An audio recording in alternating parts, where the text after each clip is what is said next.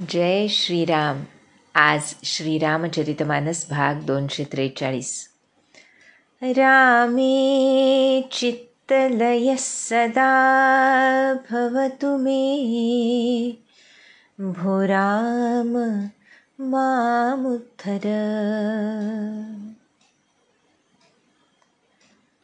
भगवत कृपेनं चित्तलय साधण्यासाठी साधना, प्रभू कृपा भाकणं, सद्गुरू प्रदत्त नामाचा आदरपूर्वक उच्चार, निरंतर साधना, सतत अनुसंधानात राहण्याचा प्रयत्न, साधक आणि बाधक गोष्टींबद्दल अखंड जागरूकता, या सर्व गोष्टी महत्त्वाच्या आहेत असं संत सांगतात.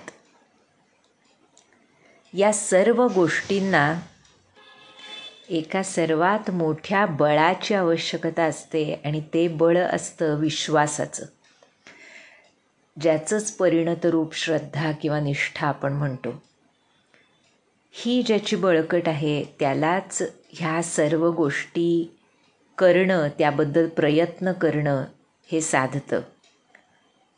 जोवर विश्वास डळमळीत असतो तोवर गुरुवचनांवर पूर्णपणे श्रद्धेनं त्याचं पालन करणं शक्य होत नाही. गुरु अष्टक जे आहे त्याच्यामध्ये त्याची फलश्रुती सांगताना एक महत्त्वाचं वाक्य घातलं आहे. ते असं आहे की कुणाला गुरु शरणागती साधते तर गुरोरुक्त वाक्यम मनोयस्य लग्नम असं म्हटलं आहे. म्हणजे गुरुवाक्य जे आहे ते प्रमाण मानून त्या वाक्याच्या बोधाशी ज्याच्या मनाचं लग्न झालं, म्हणजे अखंड त्यामध्येच तो रमून गेला, त्याला खऱ्या अर्थानं ही गुरु शरणागती साधते. गुरु शरणागती म्हणजेच ही गुरुनिष्ठा साधते असं संत सांगतात. हे सांगण्याचं कारण आता जे कथानक श्रीरामचरितमानसमध्ये येतं आहे ती व्यक्तिरेखा या निष्ठेचं प्रतीक आहे. कोण आहे हा? तर वालीपुत्र अंगदाचं कथानक आता तुलसीदास आम्हाला सांगणार आहेत. अतिशय सुंदर कथानक, ज्यामधून खूप शिकण्यासारखं आहे आणि त्याचा तो बालभाव, त्याची ती पक्की निष्ठा, श्रीरामांच्या बलावर पूर्ण विश्वास आणि स्वतःच्या हिमतीवर श्रीरामांचा उदो उदो, त्यांचा जय जयकार, त्यांचं वैभव, त्यांची शक्ती, या सर्व गोष्टी रावणापर्यंत अगदी निर्भयपणे पोहोचवण्याची कला, या सर्व गोष्टी आम्हाला तुलसीदास सांगणार आहेत. फार सुंदर कथानक आहे, ते आज आपण सुरू करूयात.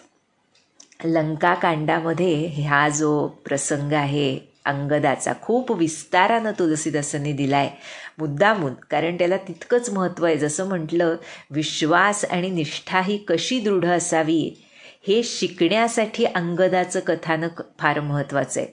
तसं बघितलं तर रामायणामध्ये जेव्हा आम्ही रामायण असा विचार करतो त्यावेळी अंगदाची व्यक्तिरेखा चटकन लक्षात येत नाही पहा.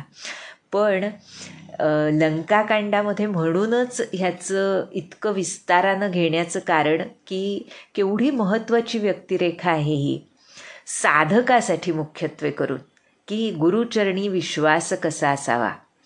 तर आपण बघितलं, तुलसीदासांनी आम्हाला सांगितलं की रावणाला कितीही समजावलं तरी त्याला काही समजलं नाही. आणि इकडे आता तुलसीदास म्हणाले की ब्रह्मदेवासारखा ज्ञानी गुरु जरी भेटला तरी मूर्खाच्या हृदयात ज्ञानप्रकाश पडत नाही. आणि इकडे रघुनाथांकडे काय झालं आता त्याचं वर्णन तुलसीदास करतायत. म्हणाले, इहा प्रात जागे रघुराई, पूछा मत सब सचिव बोलाई, कहु बेगी का करिय उपाई, जामवंत कह पद सिरुनाई, सुनु सर्वज्ञ सकल उर्वासी, बुद्धिबल तेज धर्म गुण राशि, मंत्र कहूँ निज मति अनुसारा, दूत पठाइय बाली कुमारा. सुवेल पर्वतावर प्रातःकाळी रघुनाथ जागे झाले आणि सर्व मंत्र्यांना बोलावलं त्यांनी आणि विचारलं की आता मला लवकर सांगावं की काय करायला हवं. सुरुवातीला आता काय केलं पाहिजे. आपण पोचलो आहे लंकेत, तर पहिली स्टेप काय असली पाहिजे. जसं म्हटलं पूर्वीसुद्धा की रघुनाथांनी पहा आपल्याबरोबरच्या वानरसेनेला मंत्रीगणांना प्रत्येक वेळी ही सल्लामसलत करून मग तो निर्णय घेतलाय असं वाटतं. म्हणजे जे घडायचं असतं ते प्रभूंनी आधीच सुनिश्चित केलेलं असतं, पण तरीसुद्धा मानवीय भूमिकेमधून कसा दुसऱ्यांबरोबरचा विचार विनिमय महत्त्वाचा असतो हे सुद्धा आम्हाला प्रभू यातून शिकवतात. आणि त्यामुळे हे विचारल्यानंतर जांबुवान श्रीरामांच्या चरणी मस्तक ठेवून म्हणतायत की हे सर्वज्ञ सर्व हृदयवासी, हे बुद्धी बल तेज धर्म आणि गुणांची राशी प्रभू श्रीराम ऐकावं. मी माझ्या मती अनुसार तुम्हाला सांगतो की वाली कुमार वाली पुत्र अंगदाला रावणाकडे दूत म्हणून पाठवावं. आणि पुढे हे सांगितल्यानंतर काय झालं. नीक मंत्र सबके मन माना, अंगद सन कह कृपा निधाना, बाली तनय बुद्धि बल गुण धामा, लंका जाहु तात मम कामा, बहुत बुझाई तुम्हि का कहूँ, परम चतुर मैं जानत हूँ, काजू हमारता सुहित होई, रिपुसन करे हुबत कही सोई. हा जांबुवानाचा सल्ला सर्वांनाच आवडला आणि मग कृपानिधान श्रीराम अंगदाला म्हणाले, हे वालीपुत्रा कसा आहे म्हटलं. बुद्धी बल गुणधामा, बळ बुद्धी आणि गुणधाम असलेल्या वालीपुत्रा, हे बाळा तू माझ्या कार्यासाठी लंकेला जावंस. पुढे म्हणतायत तुला अधिक काय सांगायची गरज आहे, कारण तू अत्यंत चतुर आहेस हे मला माहीत आहे. शत्रूबरोबर असं बोल, अशी बोलणी कर की आपलंही काम होईल आणि त्यांचंही कल्याण होईल. काय पहा खरंच प्रभू हृदय संत हृदय. कधीच कुणाबद्दल वावगा विचार करणं शक्य नसतं. करत नाहीत, नाही करू शकत नाहीत. आम्हाला वावगा विचार दुसऱ्यांबद्दल न करण्यासाठी प्रयत्न करावा लागतो. हे त्यांच्यासाठी सहज असतं. आणि आमचे महाराज म्हणतात की हे सहज जेव्हा होतं तेव्हा आम्ही खऱ्या अर्थानं परमार्थ मार्गामध्ये काहीतरी पावलं पुढे गेलोय असं म्हणायला हरकत नाही. कधीच कुणाबद्दल द्वेषबुद्धी हृदयामध्ये असू नये. कधीच कुणाबद्दल वावगा विचार हृदयामध्ये असू नये. ईर्षा द्वेष मत्सर हे सर्व तमोगुण जोपर्यंत हृदयामध्ये वास करतायत तोपर्यंत प्रभू दूर आहेत. त्यामुळे ज्या वेळेला याचा निचरा होईल प्रभू कृपेनं नामसाधनेनं, त्या वेळेला खऱ्या अर्थानं असं सर्टिफिकेट पहा बरं श्रीरामांनी अंगदाला दिलं आहे की तू चतुर आहेस हे मला माहीत आहे आणि आपलं काम होईल आणि त्याचं कल्याण होईल. म्हणजे या दृष्टीनं बोलणी करायला तू सक्षम आहेस हे इथे श्रीराम सांगतायत. पहा वालीपुत्र आहे. खरं तर ह्याच्या पित्याला प्रभूंनी मारलं नाही का. तारा जी ह्याची आई ती विधवा झाली पण तरीसुद्धा प्रभू श्रीरामांचा प्रताप हा अंगद ओळखून आहे आणि वालीनं स्वतः त्याला श्रीरामांच्या पदरात घातलं जाताना. त्यामुळे हा एक अत्यंत प्रतिभाशाली, चतुर आणि तितकाच निष्ठावान असा प्रभुसेवक आहे. त्यामुळे श्रीराम त्याला सांगतायत की त्यांचंही कल्याण होईल आणि आपलं कार्य होईल असं कर. आणि मग आता अंगद, प्रभु आज्ञा धरी सीस चरण बंदी अंगद उठेऊ, सोई गुण सागर ईस राम कृपा जा पर करहू. आहा,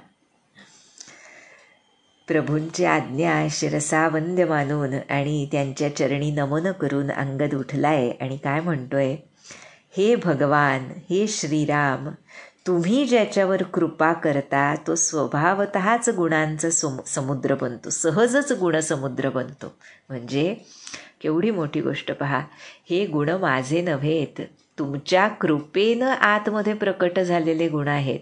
तुम्ही माझा जो उल्लेख केलात बलबुद्धी गुणधाम म्हणून, ते माझे गुण नव्हेत प्रभू. तुम्ही ज्याच्यावर कृपा करतात तो साहजिकच गुणधाम बनतो, असं अंगद म्हणतोय. पुढे म्हणतोय, स्वयं सिद्ध सब काज नाथ मोही आदरु दियऊ, अस बिचारी जुबराज तन पुलकित हर्षित हियऊ. म्हणतायत, अंगद म्हणतोय की हे नाथ, तुमची म्हणजे स्वामींची सर्व कार्य स्वयंसिद्ध आहेत. आहा, म्हणजे ती सिद्ध झालेलीच आहेत. कसं आहे पहा, केवढी मोठी गोष्ट आहे पहा. प्रभूंच्या मनामध्ये विचार येणं हीच त्याची सिद्धी आहे.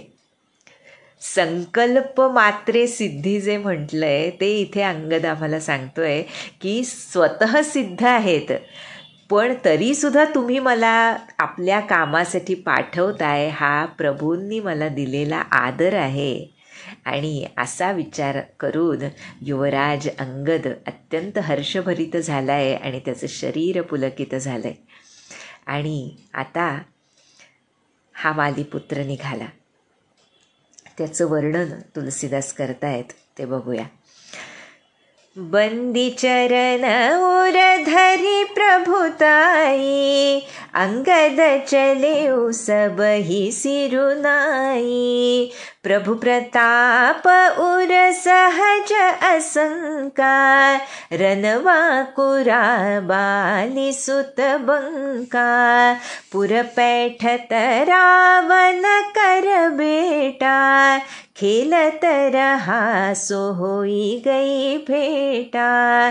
बात ही बात करश बढ़ी आई, जुगल अतुल बल पुनि तरुनाई. तेहि अंगद कहुलात उठाई, गही पद पटकेऊ भूमि भवाई. निसिचरनी कर देखी भट भारी, जह तह चले न सकहि पुकारी. एक एक सन मरमुन कहि, समुझिता सुबध चुप करी रही. भयउ कोलाहल नगर मझारी, आवा कपिलंका जेहि जारी. अबधौ कहा करिहि करतारा, अति सभीत सब करहि बिचारा.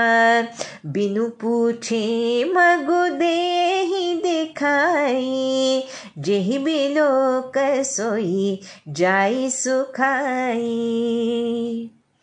गयउ सभा दरबार तब, सुमिरि राम पद कंज. सिंह ठवनि इत उत चितव, धीर बीर बलपुंज. आहा, प्रभुचरणांना वंदन करून आणि उरधरी प्रभुताई, बरं का, भगवंतांच्या बळाबद्दल आदर उरामध्ये बाळगून अंगद सर्वांना नमस्कार करून निघाला. प्रभू प्रताप उर सहज असंका.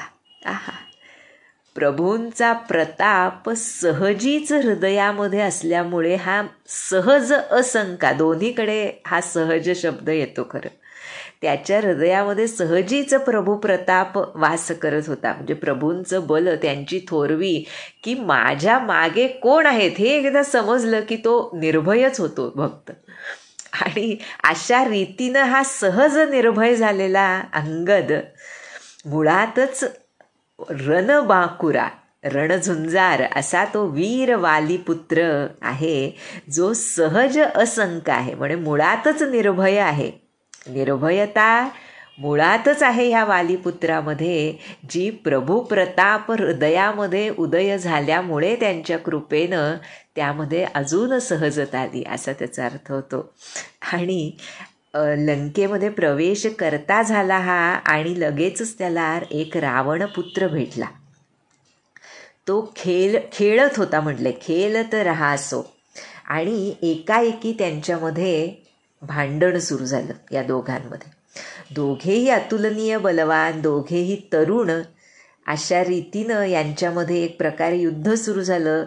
त्यानं अंगदाला मारायला लाथ उगारली, लात उठाई म्हटलंय. आणि तेव्हा अंगदानं त्याला पायाला धरून फिरवलं गरागरा आणि जमिनीवर आपटलं. त्या अंगदाच्या बळाला बघून राक्षस समूह जिकडे तिकडे पळून गेले. इतके घाबरले होते की भीतीपोटी ओरडूही शकत नव्हते. आणि कुणीही खरी गोष्ट एकमेकांना सांगत नव्हतं. तो जो रावणपुत्र होता त्याचा वधच झाला तिथे, ज्यावेळेला अंगदाने त्याला आपटलं जमिनीवर तेव्हा.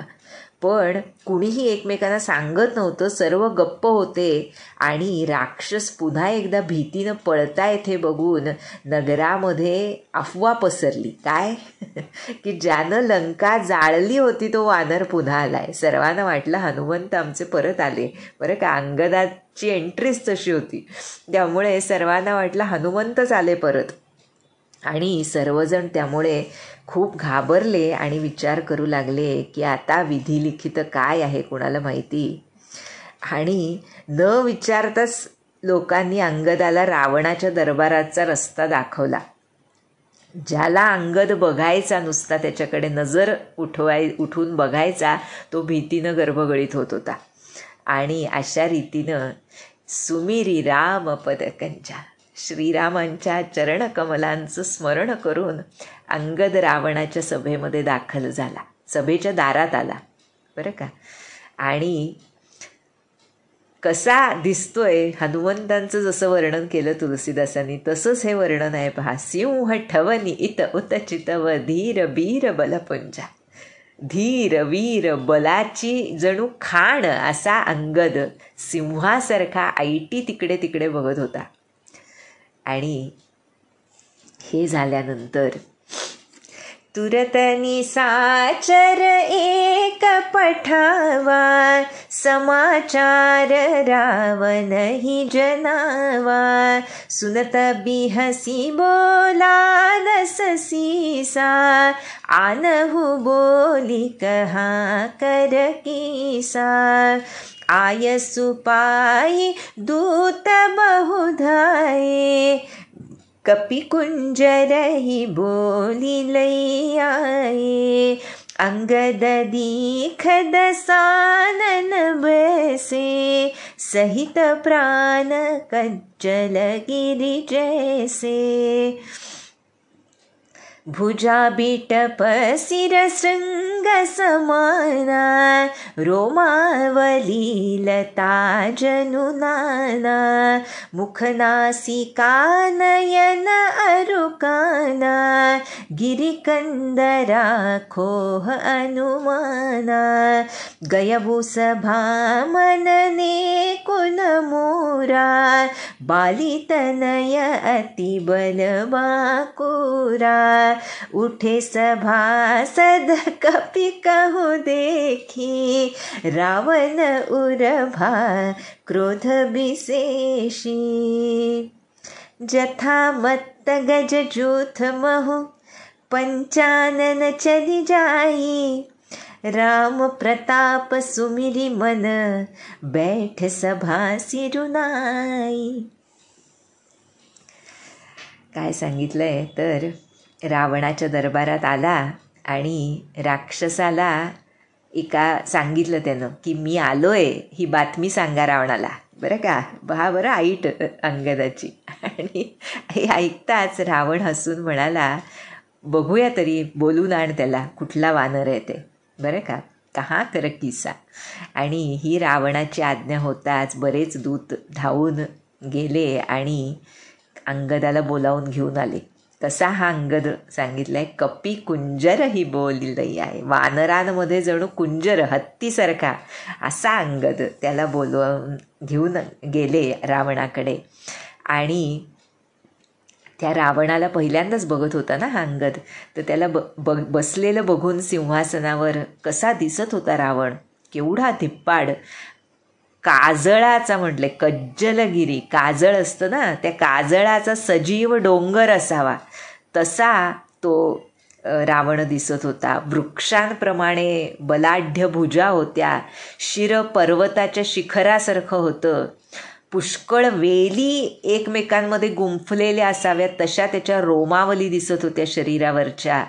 तोंड, नाक, डोळे, कान हे जणू पर्वतातल्या गुहा आणि मोठमोठ्या खोह म्हणजे मोठी भगदाडं असतात तशी दिसत होती. आणि अशा ह्या धिप्पाड बलशाली रावणासमोर हा आमचा अंगद गेलाय. कसा, अत्यंत बलवान, मन नेकुन मोरा, जरासुद्धा मनामध्ये भीती नव्हती. पहा बरं का. आणि सभेमध्ये गेला आणि किती सुंदर वर्णन केले पहा. उठे सभासद कपी कहो देखी. अंगदाला बघताच सर्व ते सभासद त्या सभेमध्ये जमलेले राक्षस सभासद उठून उभे राहिले.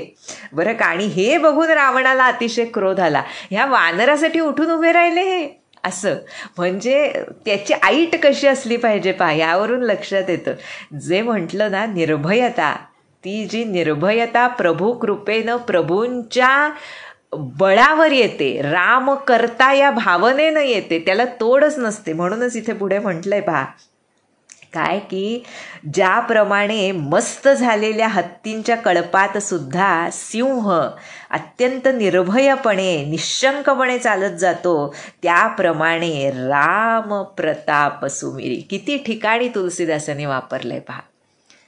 हे आमच्यासाठी आहे. अखंड महाराजांचा प्रताप, कुणाचे आहोत आम्ही, हे मनामध्ये ज्याच्यात ताजं असतं, ते ताजेपणा महत्त्वाचा असतो. तो यासाठीच ते अखंड अनुसंधान सांगतात आम्हाला संत, की त्या ताजेपणानं सुमिरनमध्ये नित्य नूतनपणा असलं पाहिजे. नवनीत, नित नवं असलं पाहिजे ते. आणि असं ते ताजं स्मरण ज्यावेळेला अखंड हृदयामध्ये निवास करतं, तेव्हा खऱ्या अर्थानं अंगदासारखा विश्वास आणि त्याच्यासारखी निर्भयता येते. आणि म्हणून इथे म्हटलंय की प्रभू प्रतापाचं स्मरण मनामध्ये करून निर्भयपणे नमस्कार करून सभेमध्ये जाऊन बसला अंगद. आता रावण विचारतोय, कहदस कंठ कवन तई बंदर, मै रघुबीर दूत दस कंधर, मम जन कही तो ही रही मिताई, तब हित कारण आयऊ भाई. काय चतुरपणा आहे बघा. अंगद म्हणजे शक्ती तर आहेच, प्रश्नच नाही, पण शक्तीपेक्षा युक्ती श्रेष्ठ आणि त्याहून प्रभू प्रतापाचं स्मरण श्रेष्ठ. ह्या भावनेनं घट्टपणे निर्भयपणे बसलाय पहा तिथे. रावण विचारतोय, अरे वानरा तू आहेस तरी कोण? आणि यावर अंगद म्हणतोय, हे दसकंधर, मी रघुनाथांचा दूत आहे. पहा बरं, ह्याचा जो सार्थ अभिमान अंगदानं ठाई ठाई व्यक्त केला आहे रावण सभेमध्ये, की मी रघुनाथांचा दूत आहे, सेवक आहे, पण कुणाचा? रघुनाथांचा. आणि ह्याला जे वजन आहे ते खरोखर कशाला नाही. म्हणून का भक्त त्या एकरूपत्वाबद्दल तिटकारा करतात? तिटकारा हाच शब्द आहे भागवतामध्ये. किंबहुना कपट म्हटलंय भागवतामध्ये त्याला, एकरूपत्वाला, की नाही मला तुझा सेवकच बनून राहायचंय. कारण त्या सेवकत्वामध्ये जो प्रेमाचा लेप आहे तो एकरूपत्वामध्ये नाही, आणि प्रेमाच्या लेपाशिवाय मी जगूच शकत नाही, असा भक्ताचा भाव असतो. आणि त्यामुळे इथे मी रघुनाथांचा दूत आहे. आणि पुढे पहा चातुर्य अंगदाचं, म्हणतोय माझ्या पित्याची म्हणजे वालीची आणि तुमची मैत्री होती, म्हणून हे बंधू तुमच्या भल्यासाठी मी आलोय. सांगितलंय ना रघुनाथांनी, त्यांचंही भलं झालं पाहिजे. पहिल्याच वाक्यात अंगदाने सांगितलं की तुमच्या भल्यासाठी मी आलोय. पुढे भलं कसं हे सांगतोय. उत्तम कुल पुलस्ती करनाती, शिवबिरंची पूजे हुबहु भाती, बरपायहु कींधेहु सब काजा, जीतेहु लोकपाल सब राजा, द्रुप अभिमान मोह बस किंबा, हरि आनिहु सीता जगदम्बा, अब शुभ कहा सुनहु तुम मोरा, सब अपराध क्षमिहि प्रभु तोरा, दसन गहहु तृण कंठ कुठारी, परिजन सहित संग निज नारी, सादर जनक सुता करियागे, एहि विधि चलहु सकल भय त्यागे, प्रणत पाल रघुबंस मनि, त्राहि त्राहि अब मोहि, आरत गिरा सुनत प्रभु, अभय करई गोतोही. आहा, काय लिहिलंय तुलसीदासांनी, वा, खरोखर. म्हणतायत अंगद म्हणतोय काय की तुमचं कुल उत्तम आहे, पुलस्त्य ऋषींचे नातू आहात तुम्ही, आणि शिव ब्रह्मदेवांची अनेक तऱ्हेनं पूजा करणारे आहात, त्यांच्याकडून वर मिळवणारे आहात, ज्यामुळे कार्य सिद्ध केली आहेत तुम्ही. लोकपालांना आणि राजांना सुद्धा तुम्ही जिंकून घेतलंय. पण नृप अभिमान मोह बस किंबा, हरी आनिहु सीता जगदंबा, राजमदामुळे आणि मोहामुळे तुम्ही जगज्जननी सीतेचं हरण करून आणलंय. आता मात्र मी जे हिताचं तुमच्या सांगतोय ते तुम्ही ऐका. अब शुभ का, तुमचं शुभ ज्यामध्ये आहे ते सांगतोय, ज्यामुळे श्रीराम तुमचे सर्व अपराध क्षमा करतील. किती जणांनी रावणाला हेच सांगितलंय पहा. या सर्व भक्तांचा श्रीरामांच्या क्षमाशीलतेवरचा दृढ विश्वास पहा. हनुमंतांनी सांगितलं, विभीषणांनी सांगितलं, इथे अंगद सांगतोय, मंडोदरी मातेनं सांगितलं. एवढंच नाही तर त्या रावणाचा दूत जो शुक सुंदरकांडामध्ये त्यानं सुद्धा सांगितलं, लक्ष्मणानं सांगितलं, अशा अनेक तऱ्हेनं माल्यवंतानं सांगितलं, तुमचा अपराध क्षमा होईल, फक्त सीतामातेला परत करा. इथे पुन्हा अंगद सांगतोय की पण अंगदाची द वे ऑफ एक्सप्रेशन ज्याला आपण म्हणतो ते कसं आहे पहा. काय सांगितलं अंगदानी, कसे श्रीराम अपराध क्षमा करतील, पण तुम्ही कसं गेलं पाहिजे. हनुमंतांनी आमच्या सांगितलं की शरण जा, फक्त अंगदानी शरण कसं जा हे सांगितलं आहे. आता म्हणाले की दसन गहहु तृण कंठ कुठारी, दातामध्ये तृण धरून जा. म्हणजे काय, गायीप्रमाणे दीनहीन अत्यंत कनिष्ठ होऊन तुम्ही माझ्या प्रभूंकडे जा. कंठ कुठारी म्हणजे गळ्यात कुऱ्हाड घालून, म्हणजे की हातामध्ये तुम्ही जी कुऱ्हाड उचललेली ती गळ्यात घालणं म्हणजे काय, मी शरण आलोय अशा रीतीनं. म्हणजेच तुमचा अभिमान सोडून जा, हे सांगितलं अंगदानी. आणि पुढं सांगितलं, कुटुंबियांसह तुझ्या सर्व स्त्रियांना बरोबर घेऊन जा. पुढं सांगितलं, आदरानं जनकसुता जानकीला पुढे करून आणि सर्व प्रकारचं भय सोडून तुम्ही श्रीरामांकडे जा. शरण कसं जायचं असतं हे अंगद आम्हाला शिकवत आहेत. तृण समान, तृणाहून नीच खरं म्हटलंय. नाही का, शिक्षाष्टकामध्ये मागे आपण उल्लेख केला होता. तिथं कसं शरण म्हणजे आपण कुणीच नाही. मध्ये कृष्णमूर्तींचं एक वचन वाचनात आलं होतं, असंच कोणी पाठवलं असावं.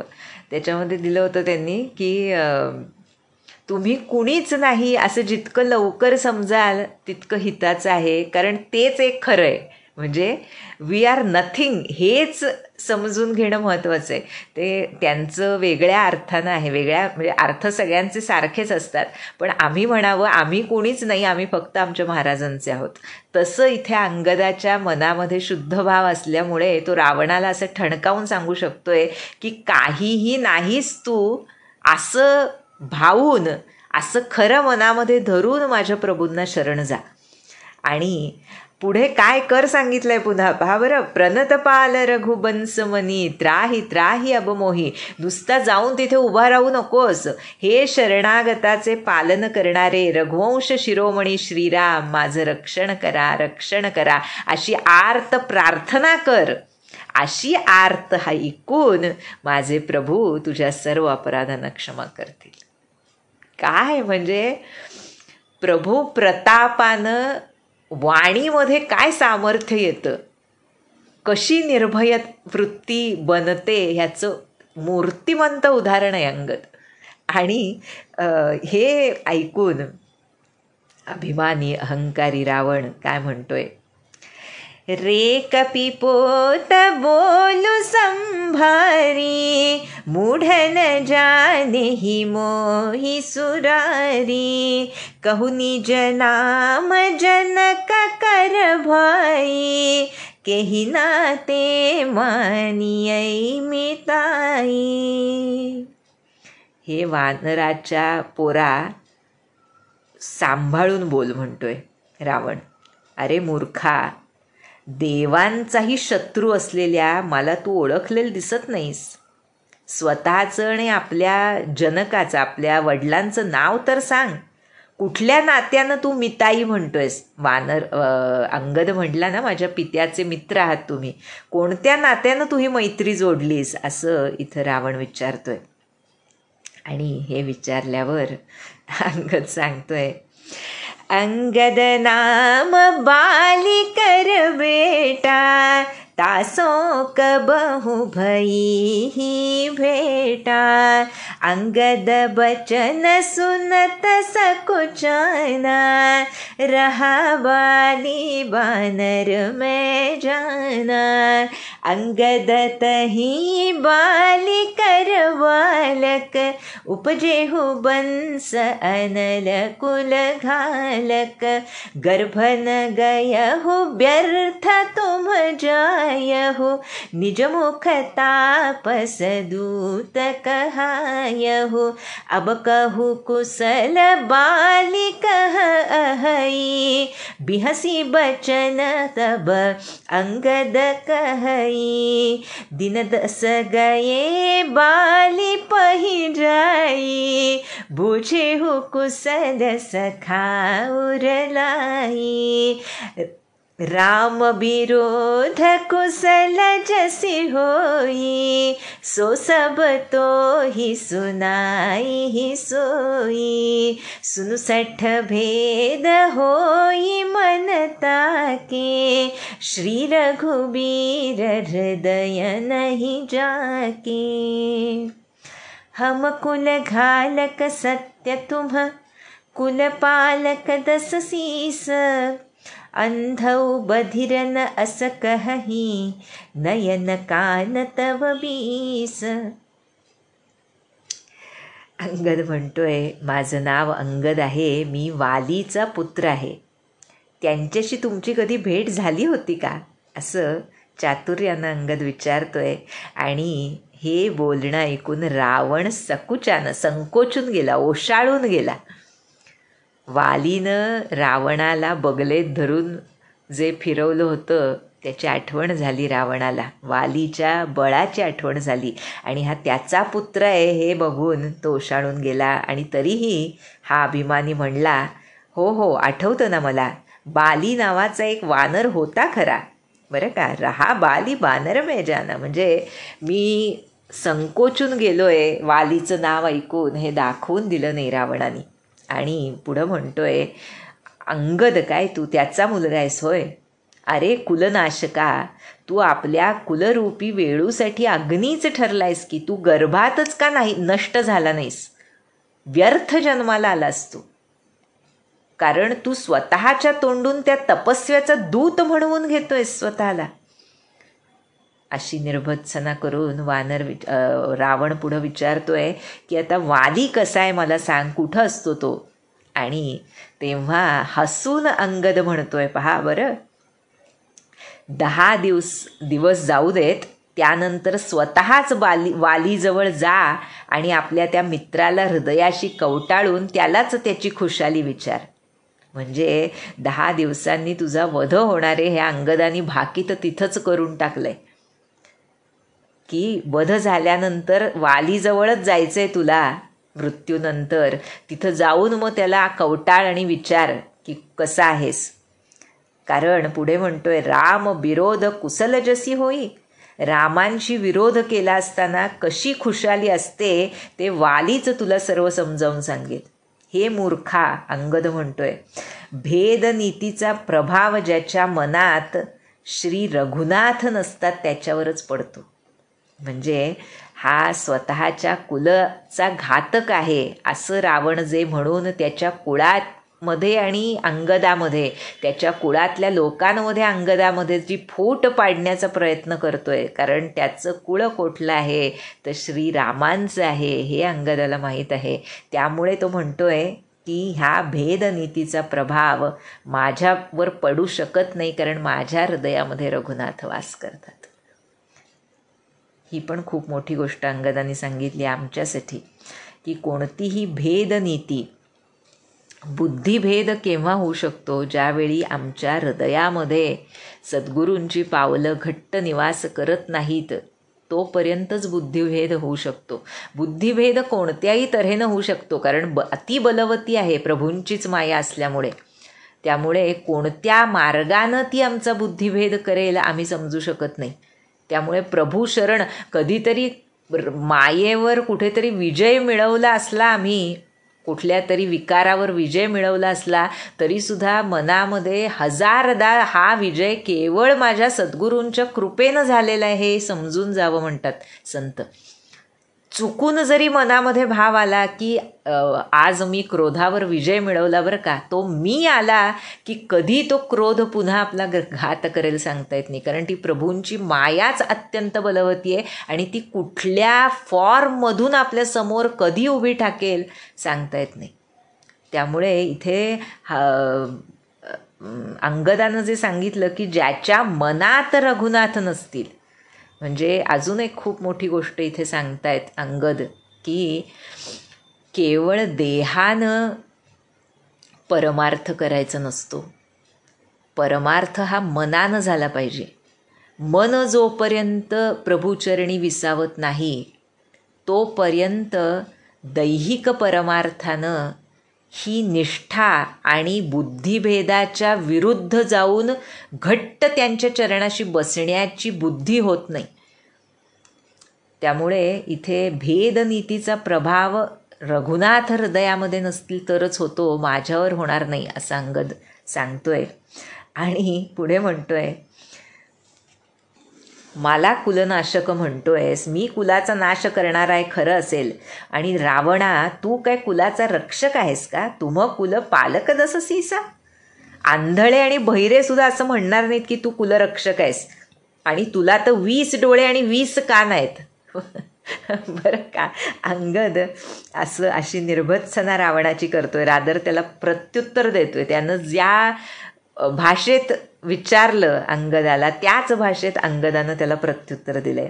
पुढे म्हणतोय, शिवबीरंची सुरमुनी समुदायी चाहत जासु चरण सेवकाई तासु दूत होई हम कुल बोरा ऐसी हुमती उर बिहरन तोरा.